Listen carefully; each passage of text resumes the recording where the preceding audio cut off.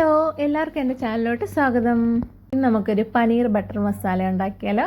ആദ്യമായിട്ട് കുറച്ച് പനീർ ക്യൂബ്സ് ആയിട്ടുള്ള പനീർ എടുത്തിട്ടുണ്ട്. അതിലോട്ട് മുളക് പൊടി, മഞ്ഞൾപ്പൊടി, കുരുമുളക് പൊടി, ഉപ്പ് എല്ലാം കൂടി ചേർത്ത് മാരിനേറ്റ് വെച്ചിട്ട് ഒരു പാനിലോട്ട് കുറച്ച് ഓയിൽ ഒഴിച്ചിട്ട് ഇതൊന്ന് ഫ്രൈ ചെയ്തെടുക്കണം.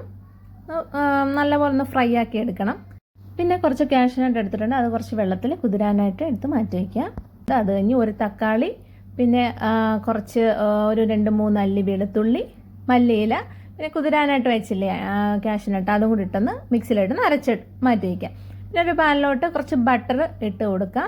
അതിലോട്ട് ബട്ടർ ഒന്ന് മെൽറ്റായി വരുമ്പം പട്ട, ഗ്രാമ്പു, ഏലക്ക എല്ലാം കൂടി ഇട്ടൊന്ന് ചെറുതായിട്ടൊന്ന് സോട്ട് ചെയ്തിട്ട് പിന്നെ നമുക്ക് ഒരു സവാള ചോപ്പ് ചെയ്ത് വെച്ചേക്കുന്ന ഒരു സവാള ഇട്ടൊന്ന് വഴറ്റിയെടുക്കാം. നല്ലപോലെ ഒരു ബ്രൗൺ കളർ ആകുന്നത് വരെ ഒന്ന് കുറച്ച് ഉപ്പും കൂടി ഇട്ട് കൊടുത്ത് ഒന്ന് വഴറ്റിയെടുക്കാം.